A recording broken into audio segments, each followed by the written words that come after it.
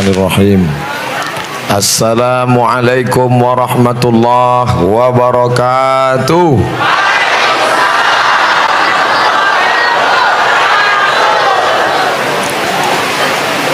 Anak raja pergi ke Makkah, pergi ke Makkah membawa karbon. Sudah lama berceramah, baru ini diiringi mercon. Bersyukur kepada Allah dengan mengucapkan Alhamdulillahi Rabbil Alamin. Bersolawat kepada Rasulullah dengan ucapan Allahumma salli ala Sayyidina Muhammad wa ala ali Sayyidina Muhammad. Dalam tradisi Tionghoa, Cina, mercon itu dinyalakan untuk mengusir hantu.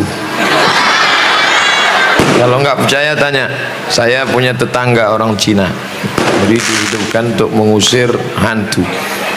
Tapi ada teman saya, dia diundang oleh orang Cina baca doa. Ustadz, besok datang ke rumah kontrakan saya. Kenapa? Baca doa. Loh, kita kan beda agama. Pokoknya kami udah coba, setannya nggak lari. Ternyata setan sekarang tidak takut sama mercon, takutnya sama ayat kursi. Oleh sebab itu tema kita malam ini adalah bahagia bersama, hidup bahagia bersama Al-Quran. Untuk apa kita hidup? 3 hari yang lalu saya dapat WA, pesan pendek. Ustadz Somad, boleh nggak berdoa supaya jangan hidup, supaya mati saja, nggak usah ada sorga, nggak usah ada neraka. Saya membacanya emosi, lalu saya jawab, kamu cari jembatan, terjun ke bawah, mati saja kamu. Setelah saya balas, lalu saya nyesal. Kok dia nggak balas lagi? Jangan-jangan dia terjun betulan. Padahal sebenarnya jawabannya sudah ada dalam juz 29, surat yang pertama, surat Al-Mulk. Tabarakalladzi biyadihil mulku wa huwa ala kulli syai'in qadir. Alladzi khalaqal mauta, Allah yang menciptakan mati, wal hayata, Allah yang menciptakan hidup. Untuk apa Allah buat hidup dan mati? Liyabluwakum ayyukum ahsanu amala. Allah buat kita hidup sampai malam ini karena Allah ingin kita beramal. Makanya malam ini semua yang hadir ini insya Allah bernilai amal soleh. Amal soleh, bukan amal somat. Man kharaja fi talabil ilmi, siapa yang keluar rumah dengan niat menuntut ilmu, fa huwa fi sabilillah, maka dia sama seperti orang yang berjihad fi sabilillah di Palestina. Sampai kapan? Hatta yarji'a, sampai dia pulang ke rumah. Ibu-ibu nanti buka catatan amalnya, inna alaikum lahafizin kiraman katibin ya'lamuna ma taf'alun. Bersama ibu bapak ada malaikat mencatat segala amal. Ma yalfizu min qaulin, tidak ada satu kata pun yang keluar dari mulut, illa ladaihi raqibun atid. Nanti sampai masanya buku catatan itu akan diperintahkan Allah baca. Juz 15, Iqra kitabak, baca buku catatan amalmu. Di akhirat kita tidak disuruh baca Quran, yang disuruh baca buku catatan amalmu. Kafa binafsikal yauma alaika hasiba. Saat dibuka buku catatan amalnya, buku catatan amal, malam jam 9, sinetron Korea. Tapi malam ini alhamdulillah buku catatan amal jihad fi sabilillah. Loh, kenapa bisa dapat jihad fisabilillah? Saya kan nggak pernah perang di Palestina, kan nggak pernah perang melawan Serbia, Slobodan Milosevic, kan tidak pernah perang melawan orang kafir musyrik. Kenapa bisa dapat pahala jihad? Karena engkau di pesantren Al-Qur'aniyah bersama para ulama dan kiai-kiai. Ini yang di belakang saya ini doktor. Makanya saya tidak menghadap mereka. Kalau saya menghadap mereka, ceramah saya hilang. Yang di belakang saya doktor, yang di depan ini LCMA, lagi cemas menghadapi anak-anak. Bapak-bapak, ibu-ibu yang dimuliakan Allah Subhanahu wa taala, ada seorang sahabat Nabi musafir dalam satu perjalanan. Di tengah perjalanan ketemu satu kabilah, kampung, rumah. Ternyata di kampung itu ada orang gila. Ada orang gila dan orang kampung ini minta doa. Hai kamu yang pernah jumpa Nabi Muhammad sallallahu alaihi, tolong doakan orang gila ini. Dia bingung karena dia tidak pernah diajarkan Nabi doa menghadapi orang gila. Saya pun seandainya diminta, Ustaz Somad tolong doakan ini, yang tahu saya Allahumma barik lana fima razaqtana wa qina azabannar. Ini menghadapi orang gila, maka dia bacakan ayat Al-Quran sambil menahan air ludah. Bismillahirrahmanirrahim. Alhamdulillahirabbil alamin arrahmanir rahim maliki yaumiddin iyyaka na'budu wa iyyaka nasta'in shiratal mustaqim shiratal ladzina an'amta 'alaihim ghairil maghdubi 'alaihim waladdallin amin. Dia tahan sampai air ludahnya banyak. Bismillahirrahmanirrahim. Habis itu dia ludah. Dan orang gila itu sembuh. Riwayat ini ada dalam buku 37 masalah populer, ditulis oleh Abdul Somad LCMA. Ketika membahas tentang apakah kalau perbuatan itu tidak dibuat Nabi, apakah bid'ah? Karena ada orang sekarang mendefinisikan kalau tidak dibuat Nabi bid'ah, itu perbuatan tidak pernah dibuat Nabi. Nabi tidak pernah mengajarkan ayyuhalladzina amanu, hai orang-orang beriman, kalau kamu ketemu orang gila bacalah Al-Fatihah banyak-banyak sambil tahan air ludah, setelah itu puih. Tapi ternyata gilanya sembuh. Yang menyembuhkan itu siapa? Innama amruhu idza arada syai'an ayyakula lahu kun. Nanti kalau ketemu orang gila baca. Tapi kita biasanya ketemu orang gila ayatnya udah hilang duluan. Saudaraku yang dimuliakan Allah Subhanahu wa taala. Lalu kemudian kata Abdullah bin Abbas, dibacakan ayat ke air, lalu ditiupkan ke air, maka dimudahkan Allah Subhanahu wa taala barokat bacaan Al-Qur'an. Tapi Abdullah bin Abbas tidak menyebutkan yang dibacakan itu surat apa, ayat apa, terserah. Maka datanglah seorang bapak-bapak, istrinya sedang hamil tua. Lalu kemudian dia tanya sama kiai, Pak Kiai, saya mau bacakan ayat, istri saya mau melahirkan. Baca aja. Ayatnya apa Pak Kiai? Baca aja. Tolong Pak Kiai, saya nggak tahu baca ayat yang mana. Kiai dapat ilham, baca surat ini. Surat apa? Idza zulzilatil ardu zilzalaha, ketika bumi digoncangkan. Wa akhrajatil ardu asqalaha, ketika bumi bergoncang keluarlah isi-isinya. Betul, begitu digoncang keluar isinya. Berkat kemuliaan Al-Quran ini. Ustaz Somad ini ngawur ini. Yang saya ceritakan ini ada dalam hadis. Yang saya ceritakan ini pendapat sahabat Nabi Abdullah bin Abbas radhiyallahu anhuma. Yang saya ceritakan ini pengalaman para ulama, para kiai, para ustadz tuan guru, dan itu dibuktikan dalam Al-Quran nyata. Wa nunazzilu minal Quran, kami turunkan Al-Quran itu sebagai apa? Ma huwa syifa. Apa arti syifa? Obat. Buka kamus bahasa Arab, dawa obat, syifa obat.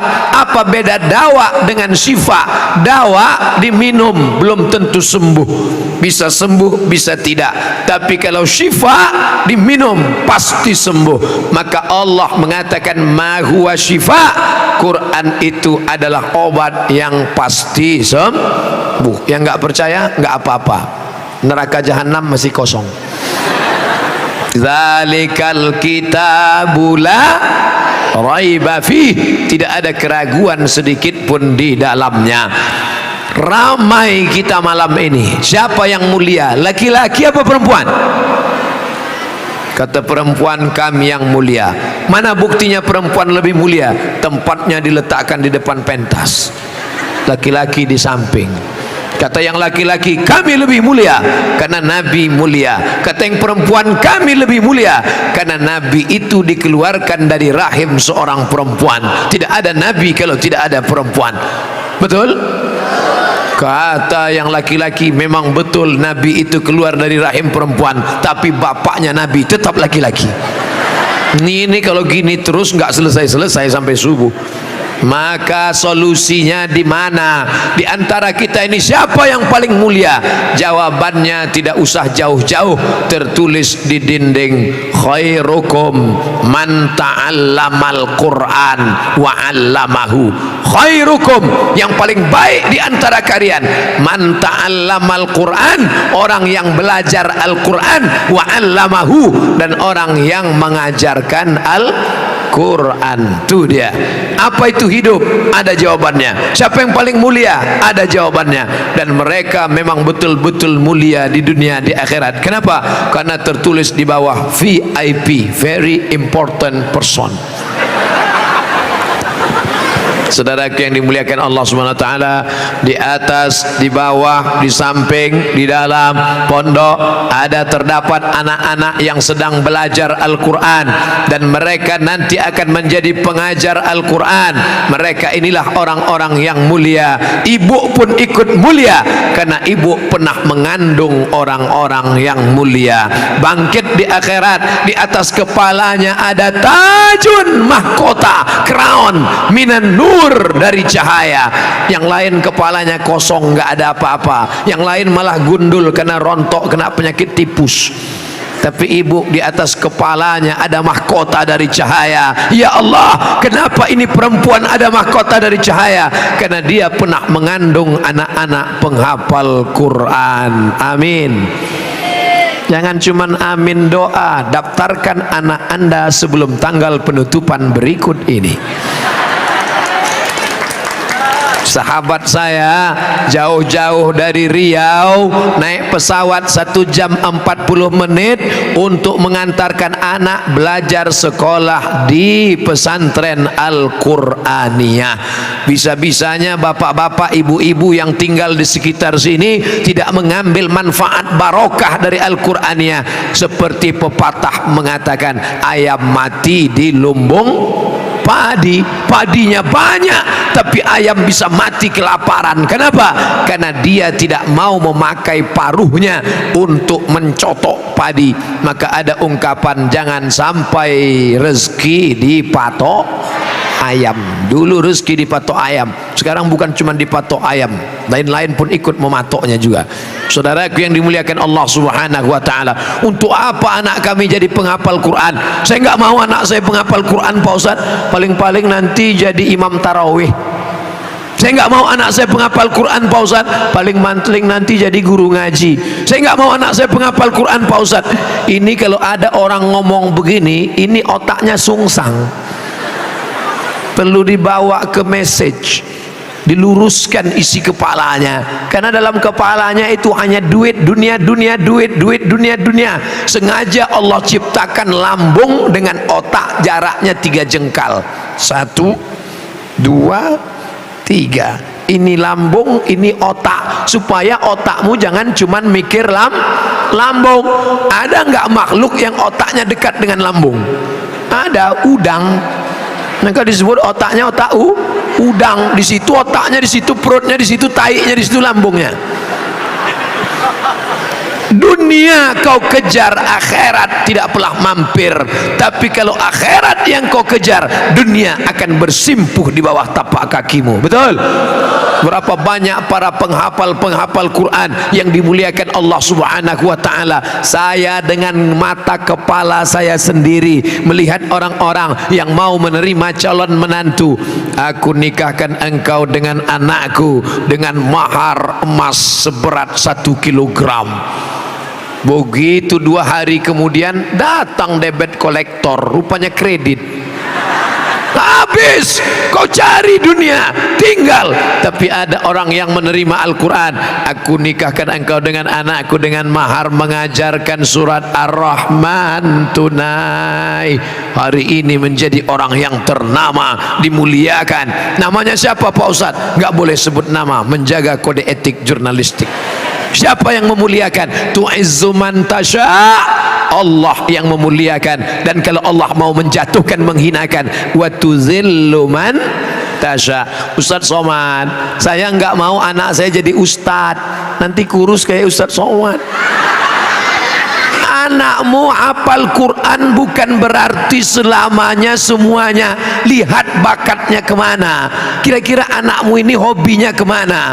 Anak saya ini kemana-mana bawa martil Pak Ustadz. Masukkan fakultas hukum, nanti dia akan jadi hakim konstitusi. Setuju? Dia yang akan memutuskan perkara-perkara hukum hebat. S1, SH, S2, MH, S3, doktor. Dari mana? Leiden University Belanda. Kepalanya Belanda, tapi dalam hatinya ada Quran 30 juz. Siap? Siapa bilang tidak bisa? Masukkan pesantren. Di pesantren hafal Quran, bahasa Arab mantap, bahasa Inggris oke. Pulang kampung, assalamualaikum, waalaikumsalam, how are you today? Apik tenan.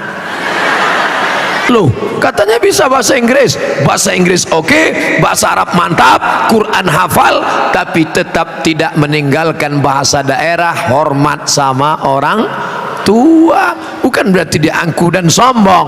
Anakmu ini hobinya apa? Dari kecil anak saya kemana-mana bawa jarum suntik Pak Ustadz. Masukkan fakultas kedokteran, berarti dia mau jadi dokter spesialis. 2 kemungkinan. Kalau ada anak bapak ibu suka bawa jarum suntik, 2 kemungkinan. Pertama jadi dokter, kedua jadi pecandu narkoba.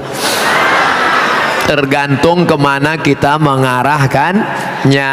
Ustadz Somad, kalau ada anak Indonesia yang hafal Quran, bawa ke sini, nanti dia dapat beasiswa full free. Itu yang ngomong siapa? Pak Rektor di Yogyakarta, Universitas Islam Indonesia, UII. Saya waktu ceramah ke sana, hafal Quran, bawa ke sini, kami tes, dapat beasiswa. Berapa juz Pak? 30 juz. Kalau yang juz 30 nggak bisa. Nah, nanti anak-anak bapak ibu hafal Al-Quran masuk. Saya ceramah di Solo. Bagaimana? Universitas Negeri UNS. Pernah dengar UNS? Universitas Negeri 11 Maret.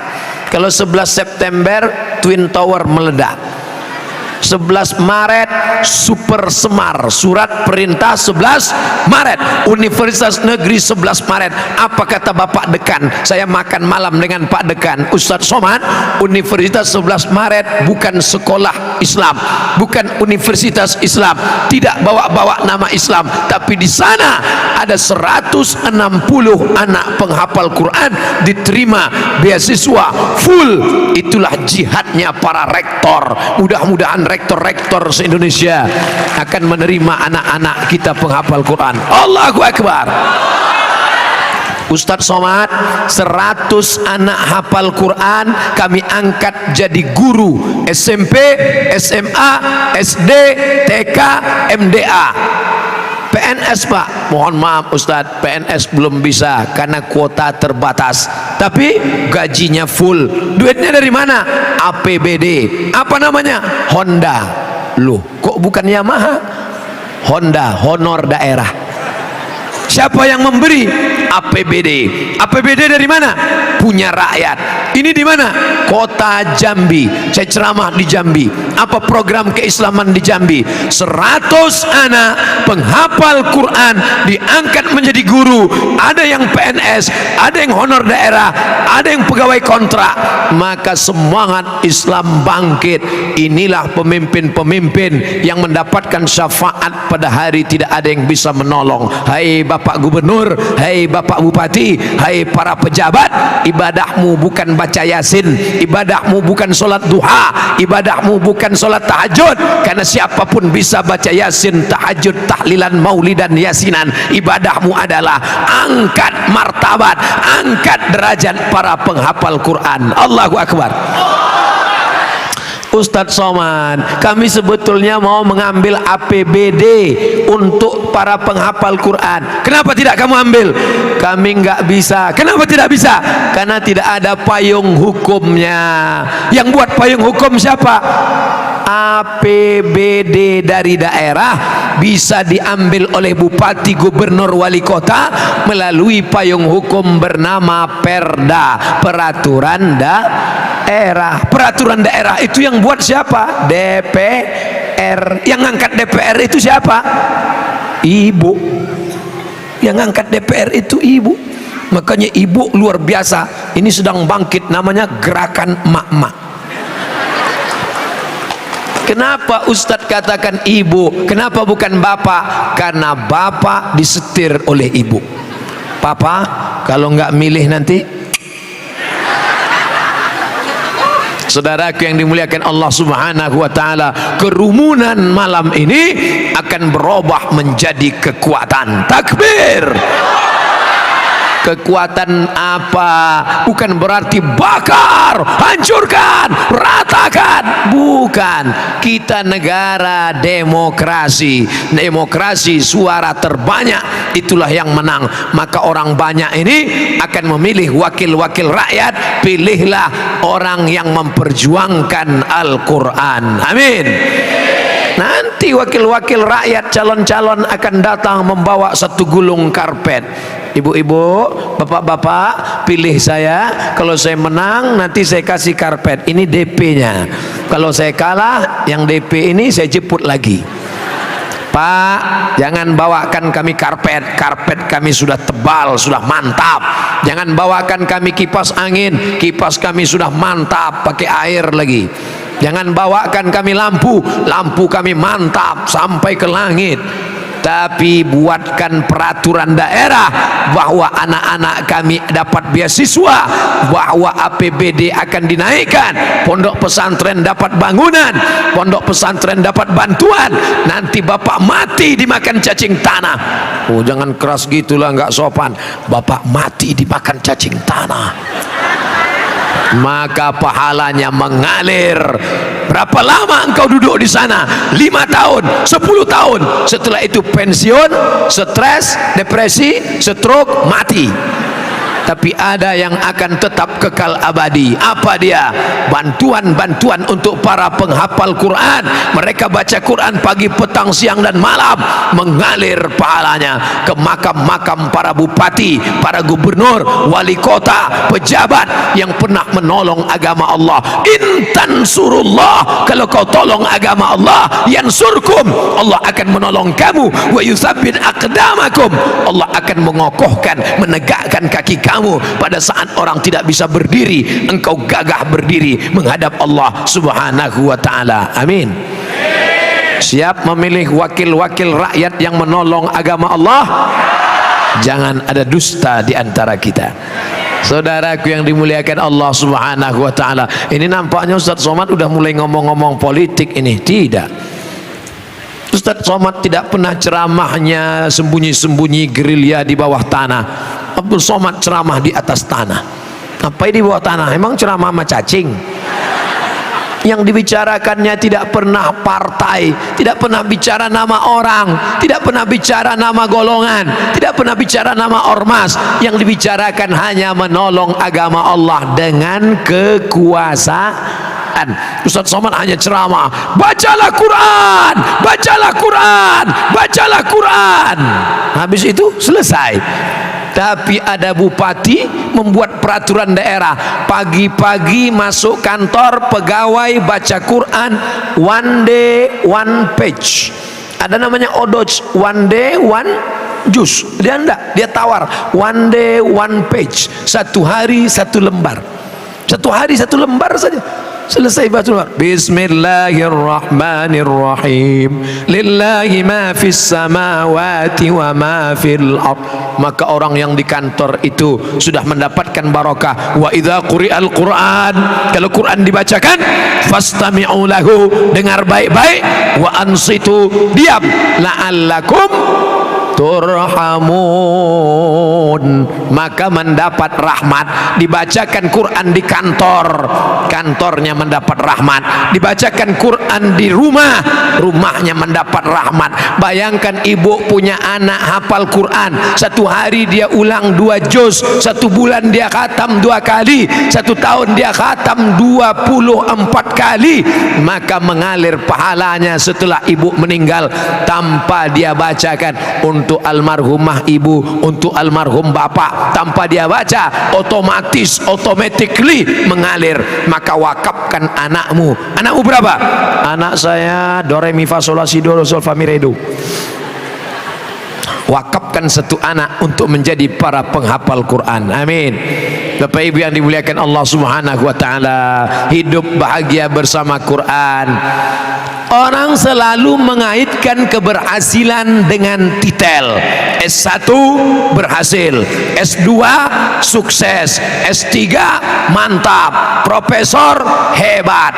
Tapi kebahagiaan letaknya di dalam hati. Maka banyak orang berhasil tapi tidak bahagia. Betul?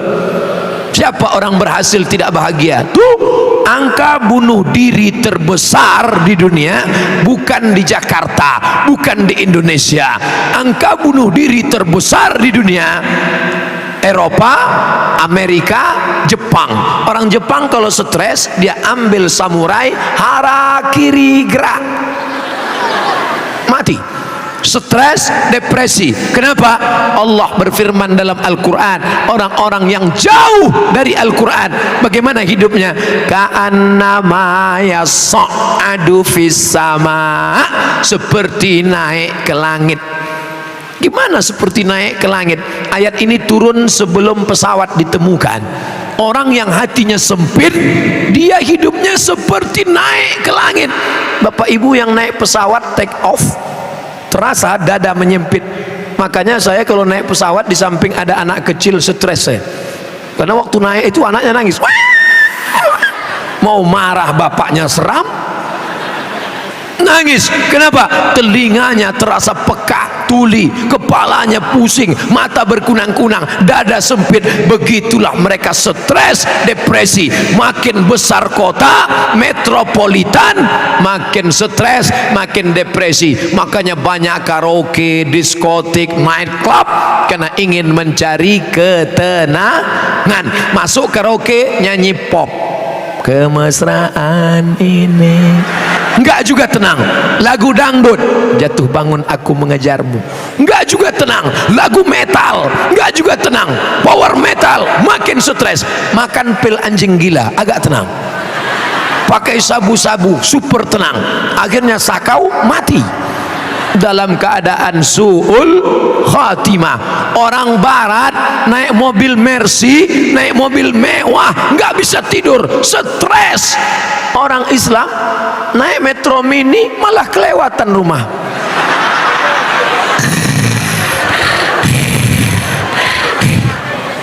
Batinnya tenang. Siapa yang menenangkan batinnya?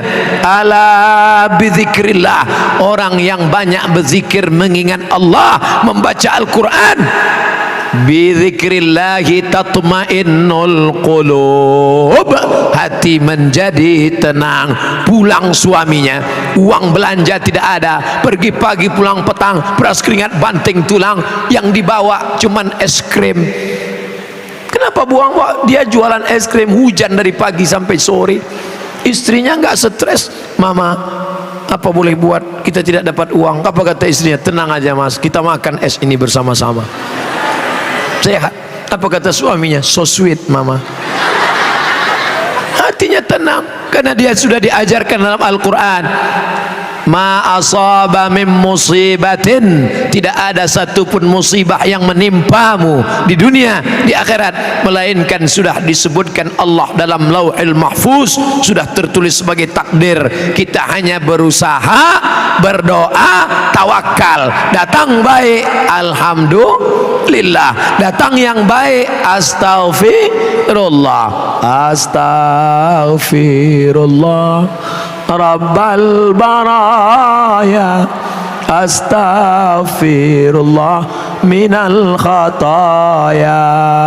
Man lazimal istighfar, siapa yang banyak-banyak beristighfar, 3 janji Allah, ja'alallahu lahu min kulli dhiqin makhraja, setiap kesempitan hatinya diberikan kelapangan, wa min kulli hammin faraja, setiap masalahnya diberikan solusi, jalan keluar, wa razaqahu min haitsu la yahtasib, dia diberi rezeki dari jalan yang tidak disangka-sangka. Wastaghfiru rabbakum, Allah memerintahkan dalam Al-Quran, mintalah ampun kepada Allah atas segala silap dan salah.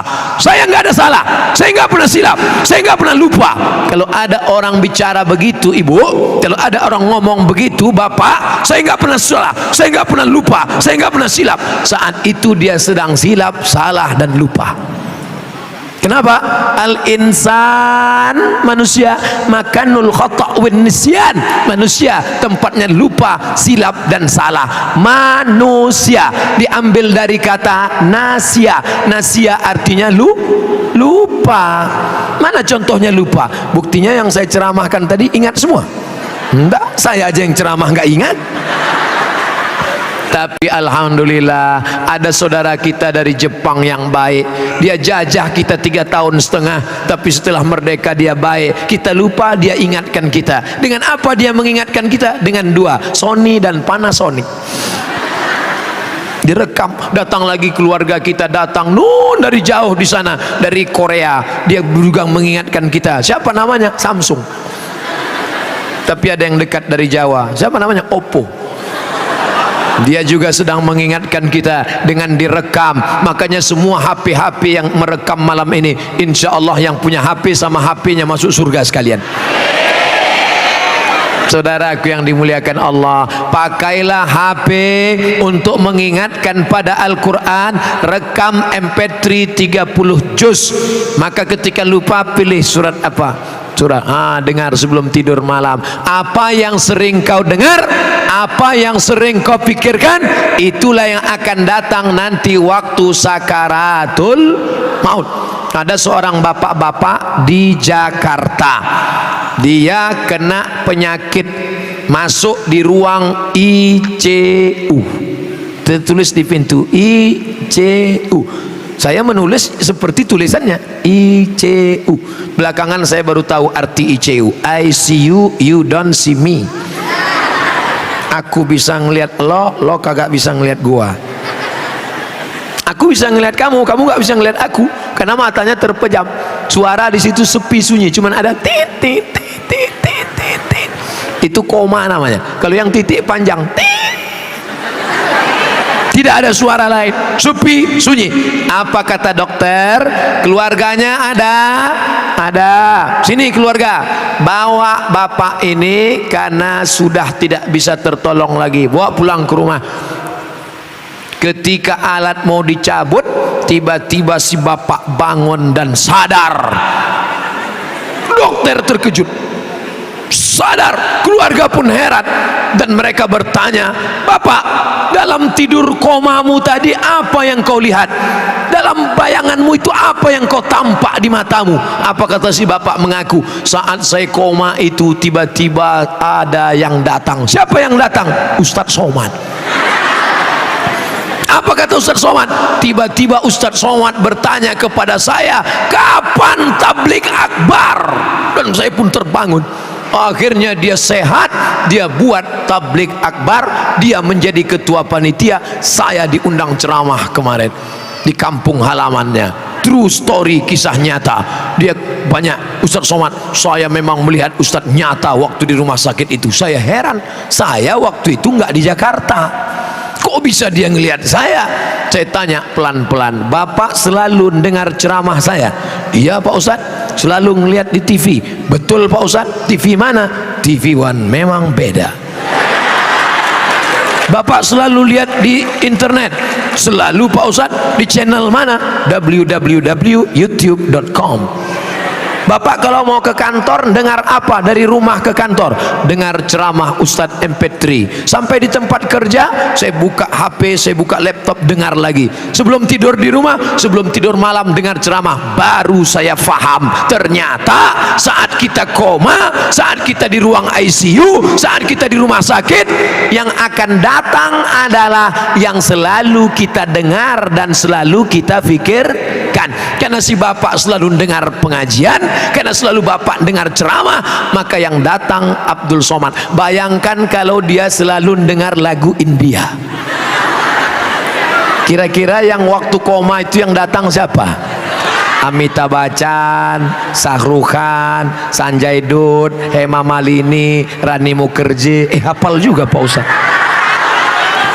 Tiba-tiba pas dia sedang koma itu nampak langsung tulisan, bukan tet, bukan apa,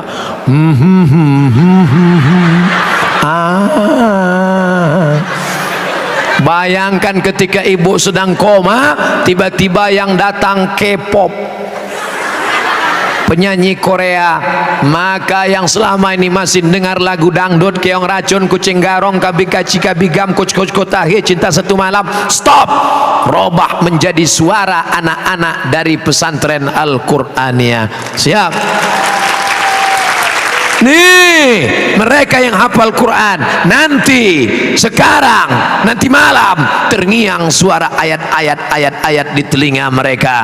Inna sam'a, pendengaran, wal basar, penglihatan, wal fuad, hati, otak dan pikiran, kullu ulaika kana anhu mas'ula, semua akan disoal, semua akan ditanya, semua akan dituntut di hadapan Allah Subhanahu wa ta'ala. Sekarang mahar pernikahan melambung. Kamu kenapa belum nikah? Belum ada modal Pak Ustaz. Kenapa? Calon mertua saya minta emas 1 cuci tangan. Akhirnya anak muda unjuk rasa bawa karton, turunkan harga mahar, turunkan harga mahar, turunkan harga mahar. Kalau mahar tinggi maka zina murah. Betul? Kalau anak muda ini yang mau menikah maharnya dibuat tinggi, maka mereka akan melakukan perbuatan maksiat. Makanya kalau ada anak lajang meminang, tanya dia, kamu mau minang anak saya? Iya. Apa yang kamu bawa? Segenggam cinta dan masa depan. Makan tuh cinta. Tapi begitu ditanya, kamu tamat dari mana nak? Saya dari pesantren Al-Qur'aniyah. Masuk. Sudah lulus fit and proper test. Jangan sampai di hari yang baik, bulan mulia itu mestinya calon mertua bertanya dengan lembut, namamu siapa nak? Siapkah engkau menikah? Tapi hari itu pertanyaannya kasar. Ya masalah, aku nikahkan aku dengan anakku, jangan datang lagi. Kenapa marah? Karena MBA, married by accident. Nauzubillah, nauzubillah. Tidak mungkin para penghafal Quran melakukan itu. Tidak mungkin adik-adik anak-anakku yang berjilbab melakukan itu, karena mereka terjaga di pondok pesantren, dijaga. Ibu tidak bisa menjaga anak-anak ibu. Mereka akan keluar, mereka akan ke mall, mereka akan jalan-jalan, mereka akan nonton. Siapa yang bisa menjaga? Tembok pondok pesantren 6 tahun dibina, dididik, hafal Quran. Keluar mereka menjadi muslim-muslimah yang baik-baik. Emangnya bisa kita jaga anak kita? Mana bisa. Bapak pergi pagi, anaknya masih tidur. Bapak pulang malam, anaknya sudah tidur. Jarang pulang. Namanya siapa? Pak Toib. Maka yang bisa menjaga, mendidik adalah para kiai, ustadz, guru. Digugu, ditiru. Mereka hafal Quran, bapak enggak hafal Quran. Mereka 30 juz di kepala mereka. Dipejamkan mereka matanya, kelihatan Al-Quran mengalir di depan matanya. Al-Fatihah, Al-Baqarah, Ali Imran, An-Nisa, Al-Maidah. Coba bapak pejamkan mata, apa yang nampak? Ayam penyet. Saudaraku yang dimuliakan Allah Subhanahu wa taala, maka tidak ada jalan cara menyelamatkan anak kita. Pondok pesantren benteng terakhir NKRI, merdeka.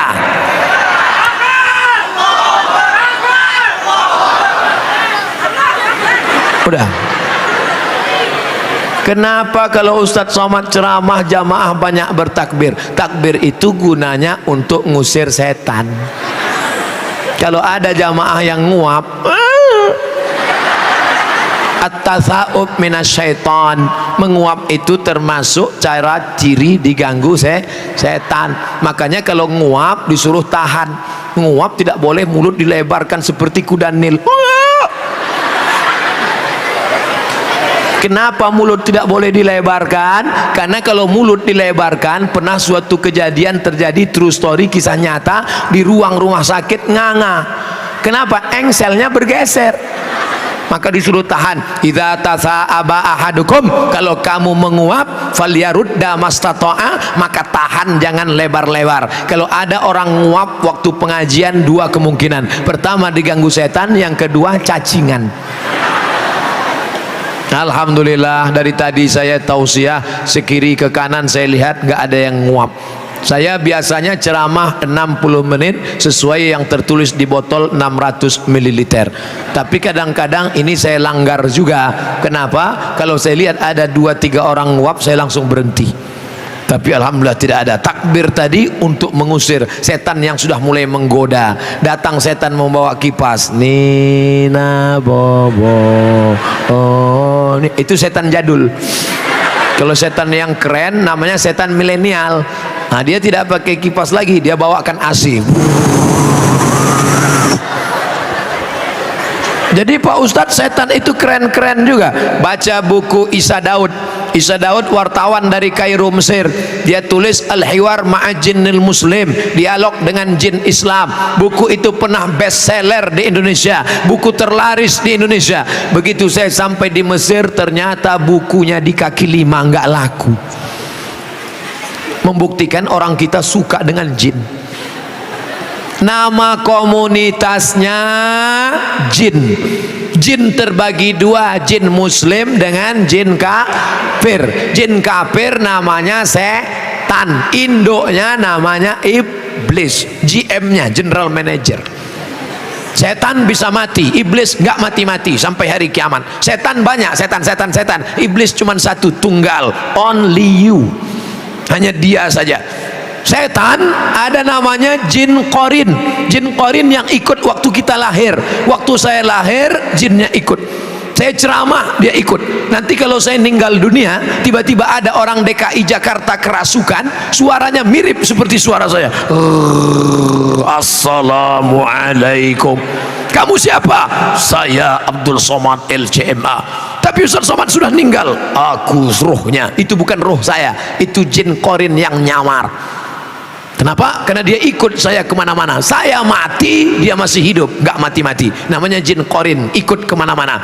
Tapi ada jin yang tidak mengikut manusia. Dia di pinggir jalan, di pohon-pohon kayu. Ini namanya jin non-job.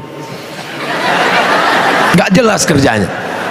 Kedua-dua jin ini mengganggu penghafal Quran, selamat dari jin. Kenapa? Faman a'rada an dzikri fa inna lahu ma'isyatan dhanka. Siapa yang lupa mengingat aku, lupa berzikir menyebut aku, maka hidupnya akan sempit. Wa nahsyuruhu yaumal qiyamati a'ma, dan dia kami bangkitkan di akhirat dalam keadaan buta. Orang hafal Quran tidak mungkin lupa, karena kalau lupa berarti dia meninggalkan hafalannya. Makanya di dalam bis, di dalam kereta api, di dalam pesawat, mulut mereka tidak berhenti qomat kamit. Mereka mengulang hafalan, tapi tidak semua yang mulut qomat kamit itu ngulang hafalan. Karena saya pernah ngelihat orang naik motor di lampu merah, mulutnya qomat kamit. Saya sangka ngulang hafalan, rupanya handphone di samping helm. Iya, ngobrol. ngobrol.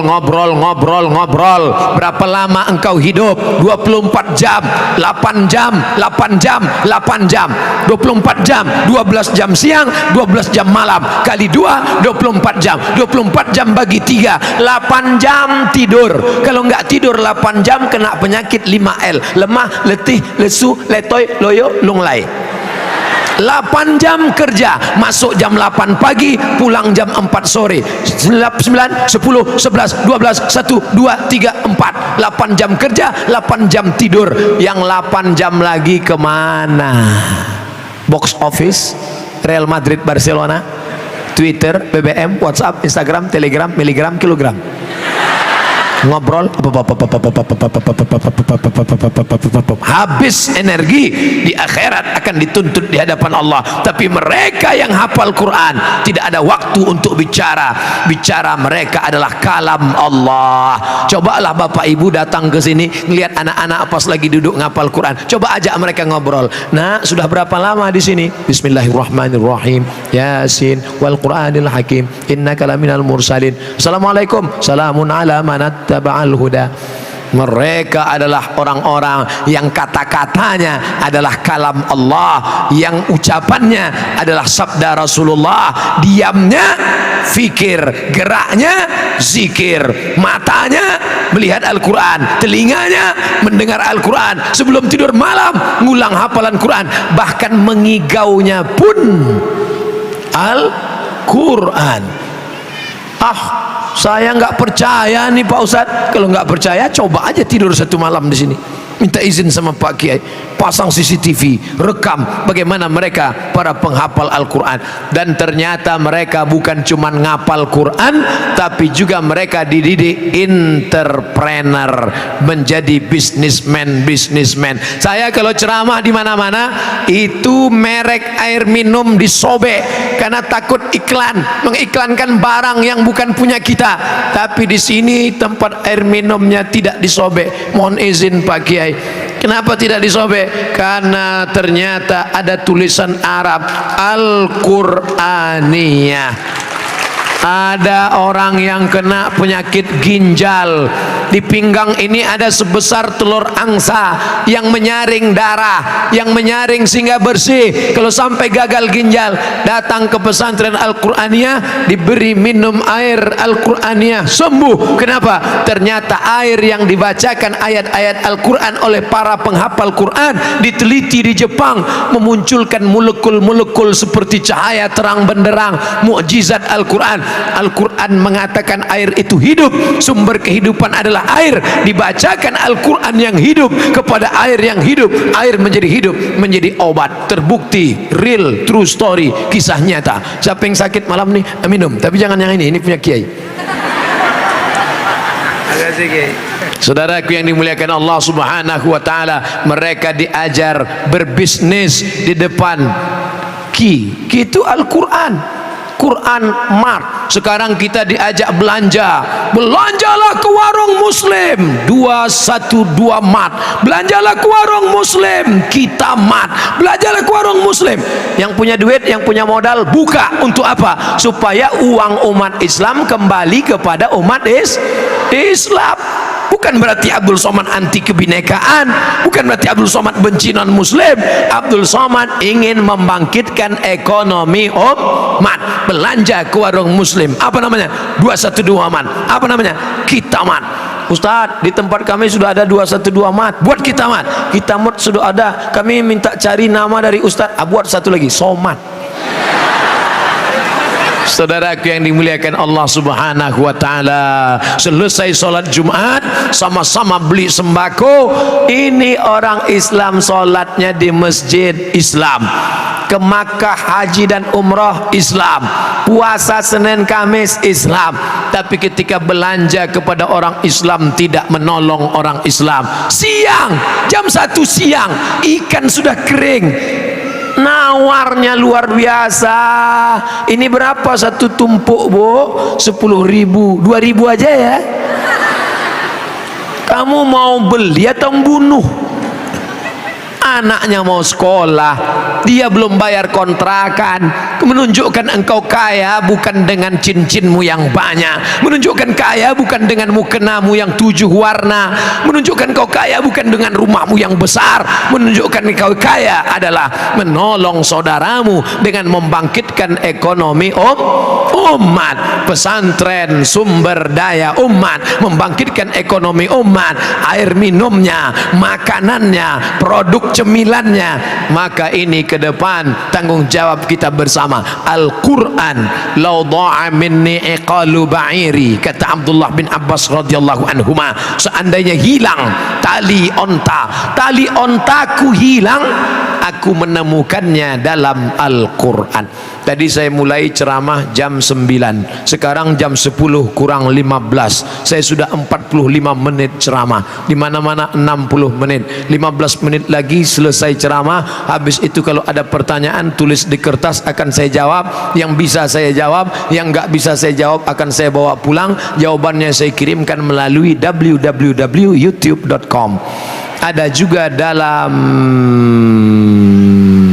blog www.somatmorocco.blogspot.com.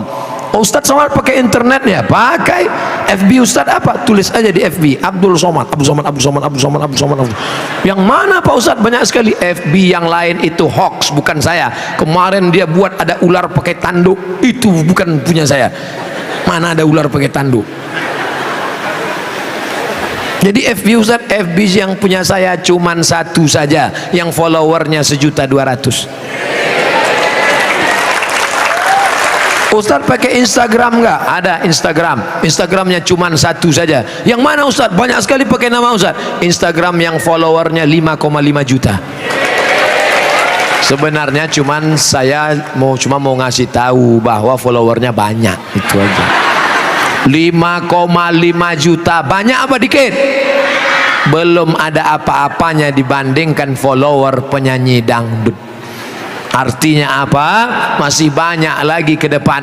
Maka anak-anakku kalian yang menghafal Quran, buat video pendek, lalu kemudian kalian upload di internet. Beli tiang, harga tiang kamera itu 100.000. Nggak ada uang 100.000 Pak Ustadz. Pergi ke tepi sungai cari bambu, ikat pakai karet. Buat video pendek, hidupkan, ngomong sendiri. Assalamualaikum warahmatullahi wabarakatuh. Walaqad yassarnal Qur'ana lidzikri fahal mim muddakir. Saudaraku dimanapun berada, Allah mudahkan Al-Quran. Mengapa engkau tidak juga mau menghafal Quran? Hafallah. Kami di pesantren Al-Quraniyah menghafal Quran pagi, petang, dan siang dan malam. Like and share. Latihan ngomong bicara. Yang bisa ngomong. Saya kalau ngomong nggak lancar Pak Ustadz, ngomong saya gagap Pak Ustadz. Pernah saya coba pasang assalamualaikum. Saya ngomong nggak bisa Pak Ustadz. Oke, kamu nggak usah ngomong, tapi tulisanmu buat serba-serbi menghafal Al-Quran. Saudaraku, ketika aku menghafal Al-Quran dulu, buatkan novel suka duka di pesantren Al-Quran. Nanti tiba-tiba difilmkan. Macam kakak kelas kami, Ustadz Habibur Rahman El-Shirazi, pulang dari Kairo, dia tidak ceramahnya mantap, tausiahnya oke, tapi dia juga menulis karyanya luar biasa. Apa namanya? Ketika Cinta Bertasbih. Apa namanya? Di bawah mihrab cinta. Apa namanya? Ayat-ayat cinta. Nah, kalian buat juga. Ketika Cinta Bertasbih sudah. Lalu kita kira cocoknya apa ya? Ketika Cinta Berkulhu.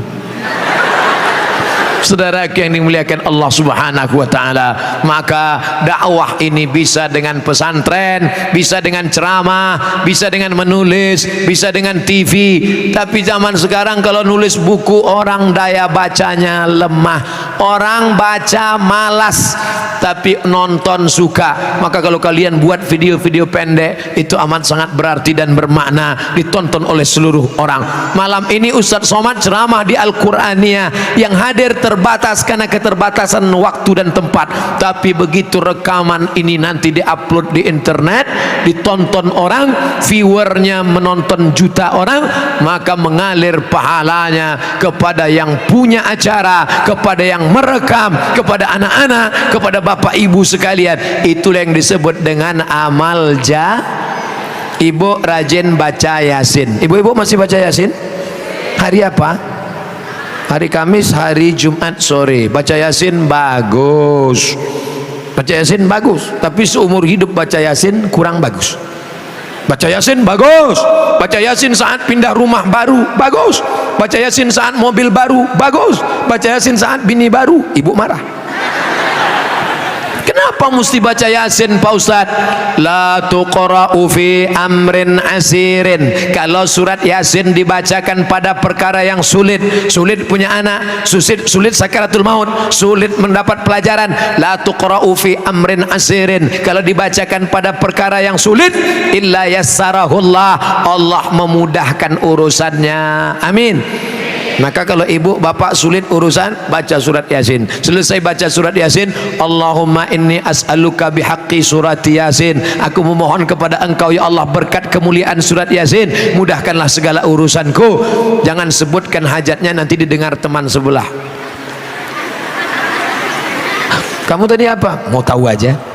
Nah, tapi bacanya dari awal sampai ujung. Ini sekarang banyak orang baca Yasin ujung-ujungnya aja. Turja'un, fayakun. Ibu-ibu, sore ini kita nggak lagi baca Yasin dari awal sampai ujung sama-sama. Mari kita baca, perbaiki bacaan. Kita udah undang salah satu ustadz dari pesantren Al-Qur'aniyah untuk betulin bacaan kita. Sore ini kita bacanya 5 ayat ya. Ibu dulu 5 ayat, Bu. A'udzubillahi minasyaitonirrajim. Bismillahirrahmanirrahim. Yasin wal Qur'anil Hakim. Innaka laminal mursalin ala siratim mustaqim tanzilal azizir rahim. Dah 5 ayat. Ibu berikutnya 5 ayat, Bu. Nah, itu tanda-tanda tuh. Jangan langsung diejek, nggak pandai baca kan, nggak bisa kan, jangan. Hari gini masih mau ikut yasinan, alhamdulillah. Jangan salahkan dia, mungkin dia belum bisa betulkan bacaannya. Besok sediakan guru mengaji khusus untuk ibu. Kalau yang malu sama-sama, panggil guru ngaji. Adik kan sudah sebaya anak-anak saya, nanti ajarin ibu ya. Tapi ibu malu yang lain, bisa nggak 4 mata ngajinya? Jangankan 4-3 aja bisa baca. Mereka hafal, pejam mata mereka bisa dengar. Adik-adik anak-anak kita, untuk apa malu, untuk apa segan?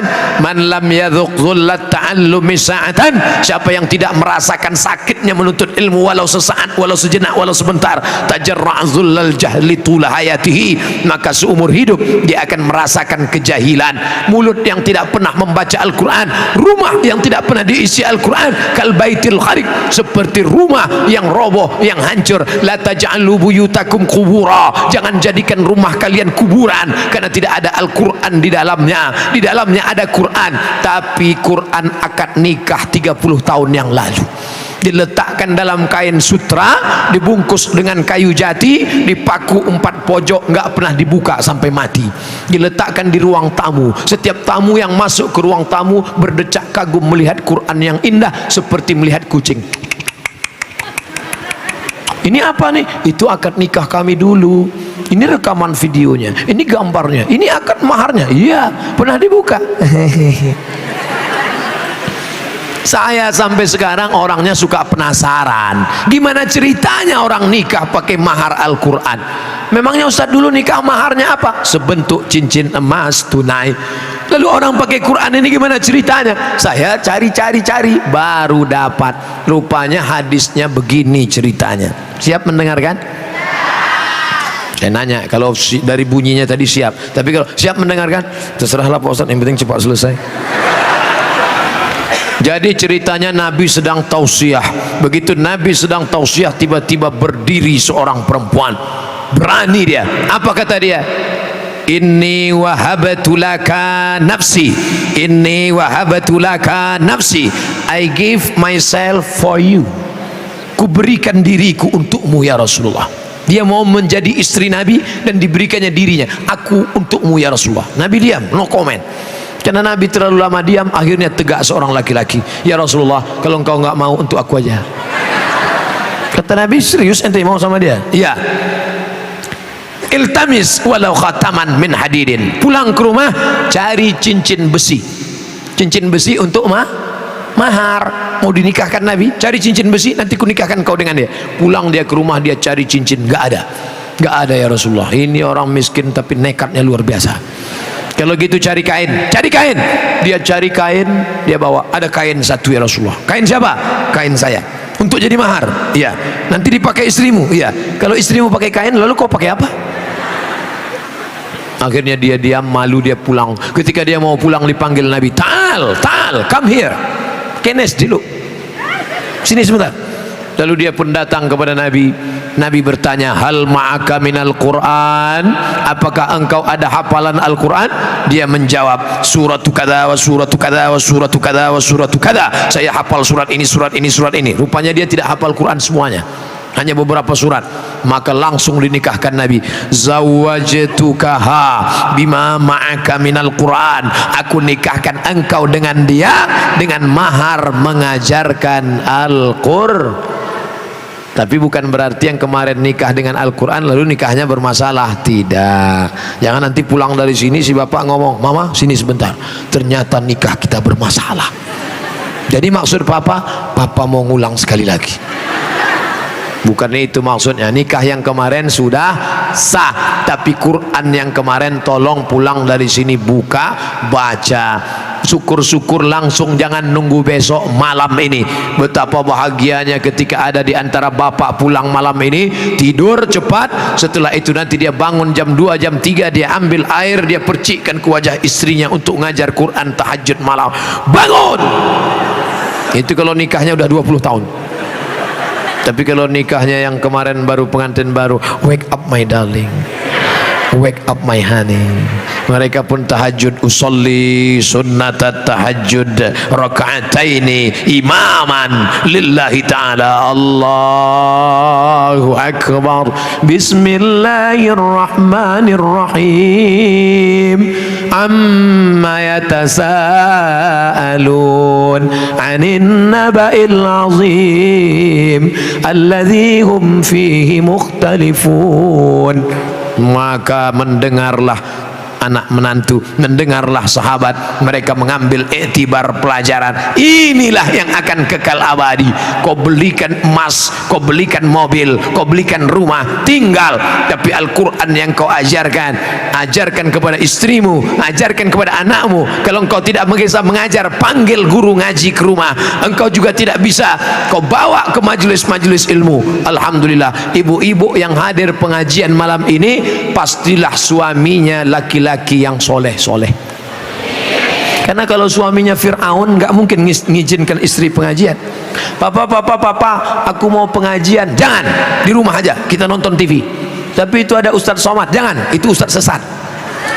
Tapi alhamdulillah suaminya baik. Papa, mama mau ngaji sebentar ya, pergi sana. Papa nggak ikut, papa mau main gaple.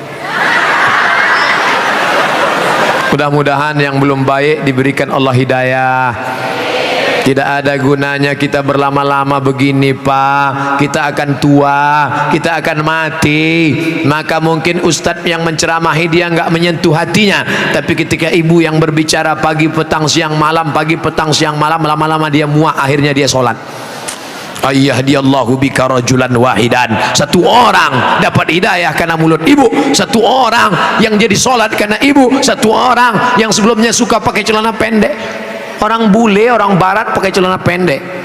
Orang kita pakai celana pendek, lututnya hitam, kudisan. Tapi setelah menikah dengan ibu, dia berubah jadi celana panjang, auratnya terjaga, rajin baca Quran. Ibu tidak LCMA, ibu tidak doktor, ibu bukan orang hebat, tapi ibu lebih mulia daripada ustadz yang menyampaikan tabligh akbar. Karena Ustadz Abdul Somad malam ini menceramahi orang baik-baik. Ini yang di depan saya ini baik-baik semua kan? Ibunya sudah baik, anak-anaknya hafal Quran, tapi ada orang yang mengajak manusia dari jalan setan ke jalan Allah, dari jalan judi kepada jalan baik, daripada jalan yang penuh maksiat kepada jalan ketaatan. Mereka itulah yang sebenarnya adalah da'i ilallah, mengajak orang ke jalan Allah. Ud'u ila sabili rabbik, ajak orang ke jalan Allah.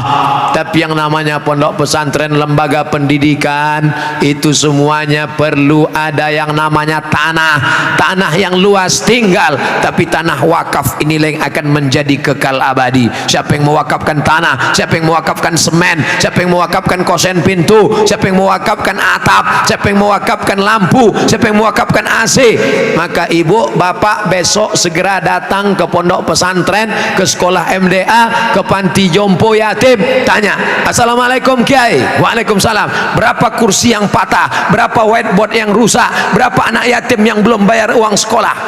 Bapak mau bantu? Enggak, mau nanya aja. Kau simpan uang itu, uang zakat simpan, uang wakaf simpan, uang infak simpan, uang sodakoh simpan, tidak dibagikan. Ingat, dia akan keluar dengan caranya sendiri. Betul?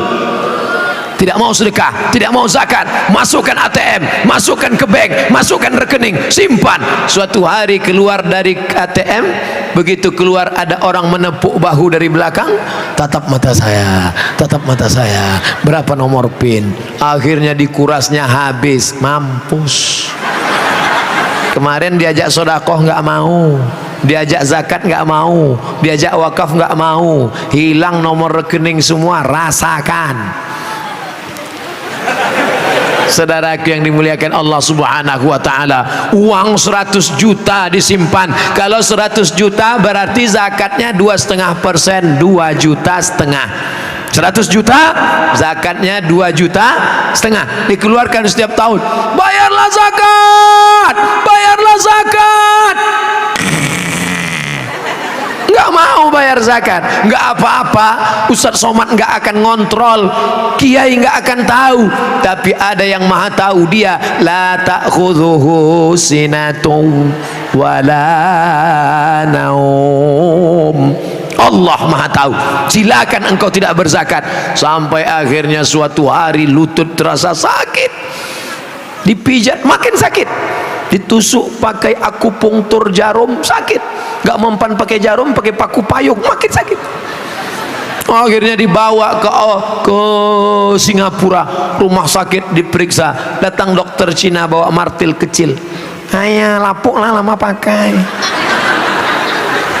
Ternyata tulang keropos, osteoporosis, lapuk. Jadi gimana nih lutut saya? Tenang, jangan takut, kita ganti lutut baru lah. Berapa harganya kok? Satu lutut 40 juta, sebelah kanan 40, ongkos pasang 20, pas 100. Duit hantu dimakan setan. Coba dulu kalau 100 itu kau buatkan satu lokal 100 juta, belajar anak-anak di dalam. Ar-Rahman allamal Quran amma yatasaalun, alif lam mim kaf ha ya ain. Mereka akan membaca Iqra, hafal Quran mereka. Kamu belajar di lokal itu ya? Iya. Hafalannya sudah berapa juz? 5. Masih kecil sudah 5 juz. Iqra 5 Pak. Mengalir pahalanya saudaraku. Inilah amal jariah. Ibu yang rajin baca Yasin, baca Yasin, baca Yasin, baca Yasin, ninggal, apa masih bisa baca Yasin? Kalau ada ibu sudah ninggal baca Yasin, saya pas ngelayat baca Yasin, saya kabur. Bapak yang rajin sholat duha, sholat duha, sholat duha, begitu meninggal dunia jam 9 pagi berdiri sholat duha, kami kabur semuanya. Artinya apa? Idza matal insan, hadis riwayat Muslim, kalau manusia mati inqata'a, amalnya putus. Tapi ada yang tidak putus. Mana amal yang tidak putus? Nih gedung yang dibangun, nih tanah yang diwakafkan, tuh atap. Maka siapa yang membangun, siapa yang berinfak, siapa yang bersedekah, mengalir sampai hari kiamat. Madamatis samawati wal ard. Alumni berangkat ke Al-Azhar Kairo. Tadi salah satu alumni datang ke hotel menemui saya, Ustadz Somad, saya lulus ke Al-Azhar Kairo. Alhamdulillah. Ustadz Somad berangkat ke Mesir 1998. Sekarang tahun 2018, 20 tahun yang lalu. Kebetulan kami kemarin reuni 20 tahun nggak ketemu teman-teman. Pertanyaannya, anak ente berapa? 30 30 tahun nggak ketemu, pertanyaannya sudah mulai berubah. Ente penyakit apa? Bawah asam urat, tengah jantung koroner, atas kanker otak. Penyakit 40 tahun nggak temu, pertanyaannya sudah mulai berubah. Makam somat di mana? 50 tahun nggak ketemu, pertanyaannya mulai berubah. Ente pakai pampers merek apa? Kita akan berubah Bapak Ibu. Ibu-ibu yang dulu muda, lalu kemudian layu, lalu kemudian kering, tua, meninggal dunia. Yang kekal abadi itu apa? Kalau pernah engkau berinfak, berzakat, berwakaf, bersedekah, itulah yang akan menolong di hadapan Allah. Makan, kuliner, masak banyak. Akhirnya apa? Ma'akal tafa'afnaita, yang kau makan busuk, basi, busuk. Wa malabis tafa'ablaita, yang kau pakai, beli baju, beli ini sampai 3 lemari.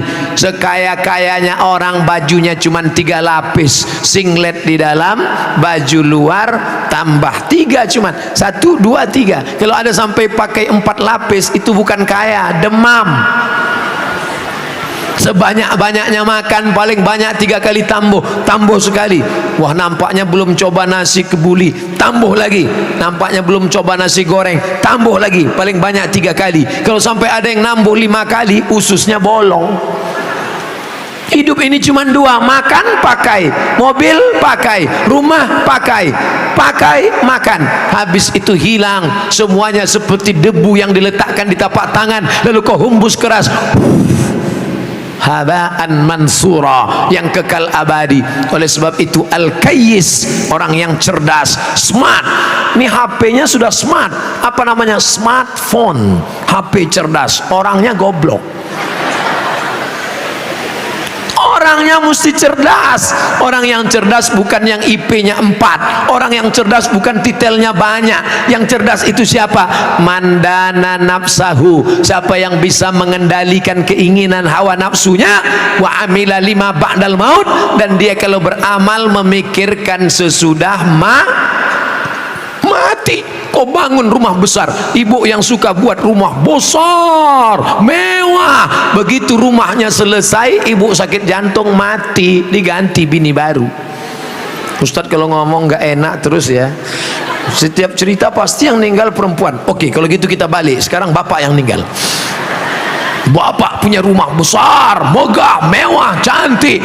Begitu bapak meninggal, ibu dapat brownies, berondong manis, tinggal semuanya. Mobil besar tinggal, rumah besar tinggal, bini besar tinggal.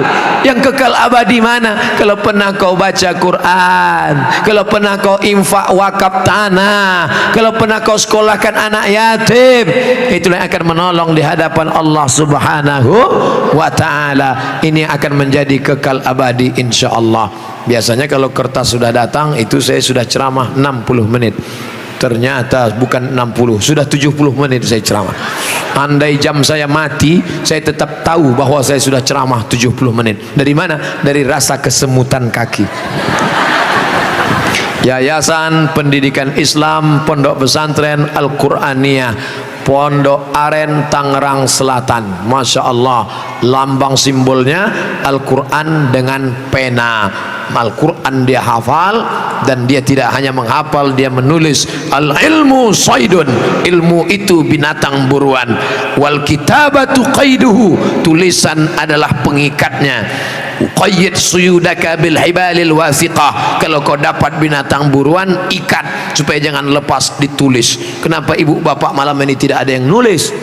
Karena kami nggak perlu nulis Pak Ustadz. Terus kami sudah simpan di MP3. Mantap. Ustadz, apa hak suami terhadap HP istri? Karena banyak pertengkaran gara-gara HP.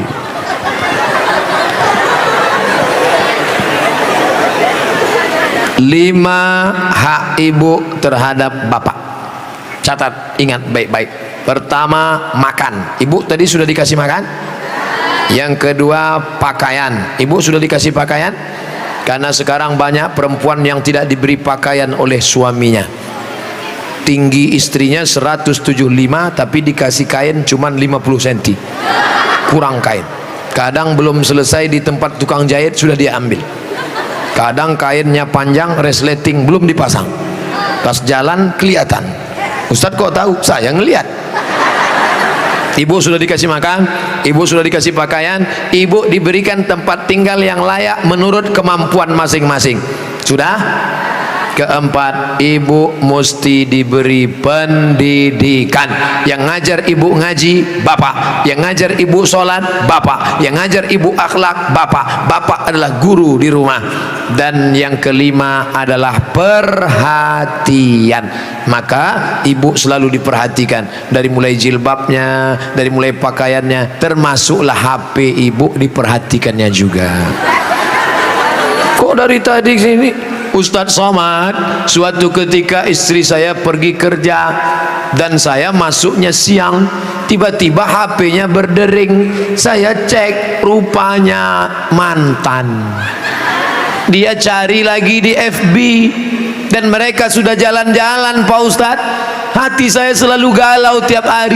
Jangan-jangan dia sudah buat ini, jangan-jangan dia sudah jalan ini, jangan-jangan sudah. Bayangkan menderitanya seorang laki-laki gara-gara HP istri yang sudah macam-macam. Gara-gara apa itu? Facebook, Twitter, BBM, WhatsApp, Instagram. Oleh sebab itu jaga ini masalah HP ini, jaga baik-baik. Nah, ini Ustaz Somad gak enak, selalunya HP perempuan aja. Oke, sekarang kita balik. Bagaimana dengan HP bapak-bapak yang lebih banyak perhatiannya ke HP, yang kata-katanya merayu, menggoda? Oleh sebab itu ini mesti dijaga. Kalau tidak, duduk bersama bapak sama ibu, duduk, HP-nya buat baliho besar-besar, judulnya mau dibawa kemana hubungan ini,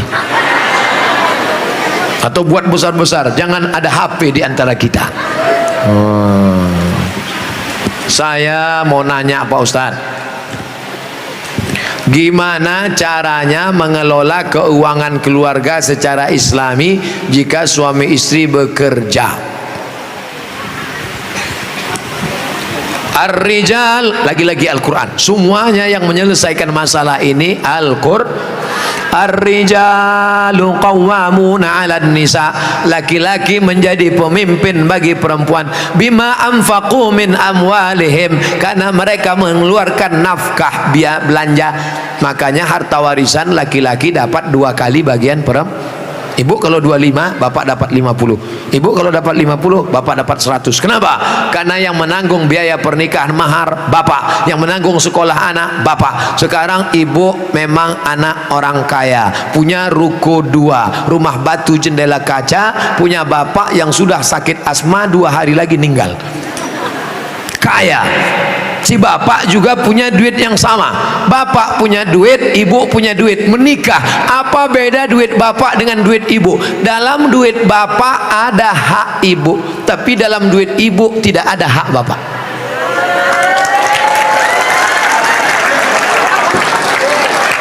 Dalam uang bapak ada kewajiban nafkah untuk ibu, dalam duit ibu tidak ada. Tapi karena ibu cinta mati, maka ibu berkata, "Mas, aku tahu engkau kere, miskin, susah, melarat, tapi aku sudah terlanjur cinta padamu.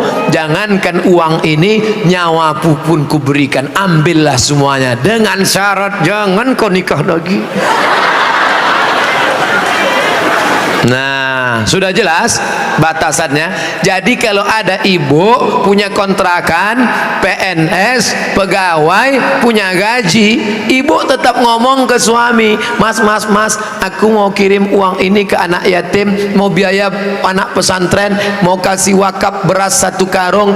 Tapi ibu ngomong ke bapak itu bukan minta izin, karena uang itu memang punya ibu. Ibu ngomong sebagai adab, sopan santun, tata krama, budi bahasa. Jadi bapak jangan kegeeran, dan ibu jangan kurang ajar. "Mas, ini uangku, ini kos-kosanku, ini rumahku, terserah aku. Kamu mau ikut ya? Kalau enggak, lebih dari kamu bisa aku dapatkan."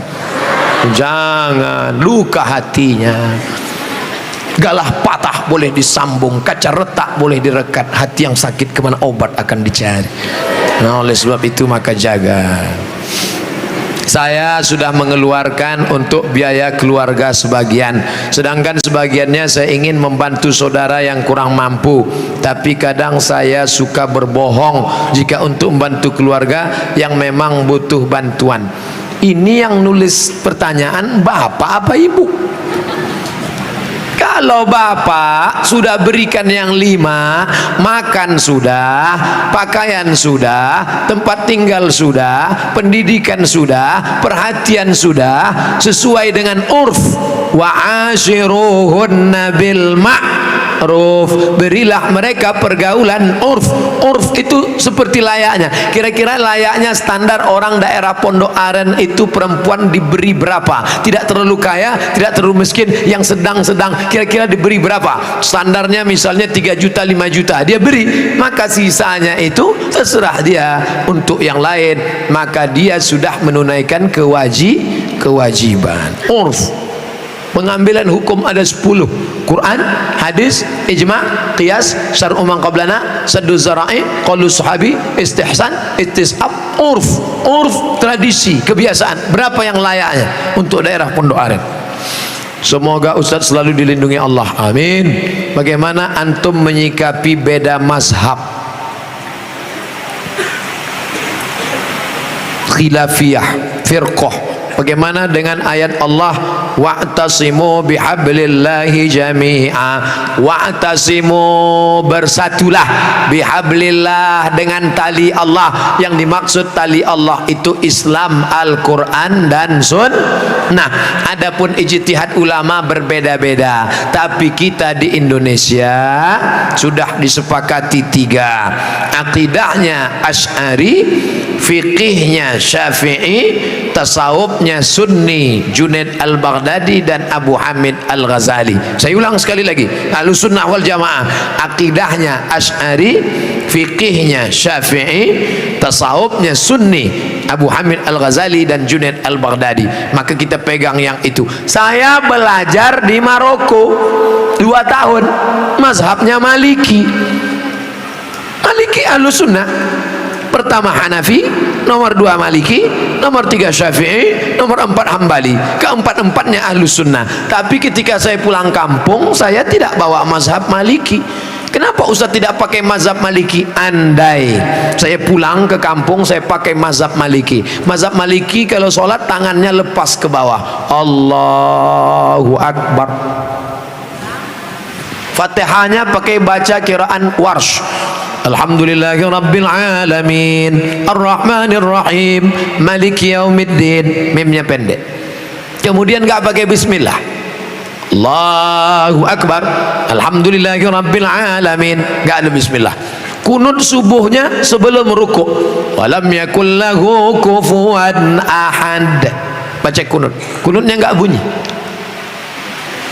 Andai saya buat sholat subuh seperti ini di masjid dekat rumah saya, Allahu Akbar, Alhamdulillahi Rabbil Alamin Ar-Rahmanir Rahim Maliki Yaumiddin, selesai sholat pasti jamaah komplain semua, tolong sholatnya diulang, tadi imamnya ISIS. Menimbulkan fitnah karena mereka tidak tahu. Di sini diajarkan qiraat sab'ah mutawatirah, ditambah 3 masyhurah, ditambah 4 syazah, 14 qiraat dipelajari di sini. Ditambah lagi nagham, bayati, soba, nahawan, sika, jaharka, bayati, ras. Faham mereka tajwidnya, tapi tidak semua masyarakat ngerti.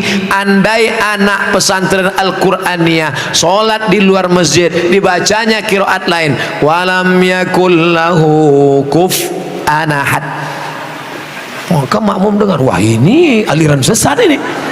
Bukan berarti dia salah, tapi dia takut menimbulkan fitnah. Maka dalam masalah-masalah yang kita sepakati, mari kita berlapang dada. Adapun yang kita sudah berbeda, mari kita terima perbedaan selama dia masih Ahlussunnah wal Jamaah. Syekh Abdurrahman Sudes, Imam Masjidil Haram, selama di Makkah nggak pernah pakai bismillah jahar. Allahu Akbar, Bismillahirrahmanirrahim, Alhamdulillahi Rabbil Alamin Ar-Rahmanir Rahim. Tapi begitu beliau jadi imam di Istiqlal, Allahu Akbar, Bismillahirrahmanirrahim. Loh, kok Syekh Abdul Rahman Sudas di Istiqlal pakai bismillah jahar? Dia tahu orang Jakarta mazhabnya Syafi'i. Mazhab Syafi'i bismillahnya jahar. Mazhab Hanafi Hambali bismillahnya sir. Bismillahirrahmanirrahim. Mazhab Maliki nggak pakai bismillah sama sekali.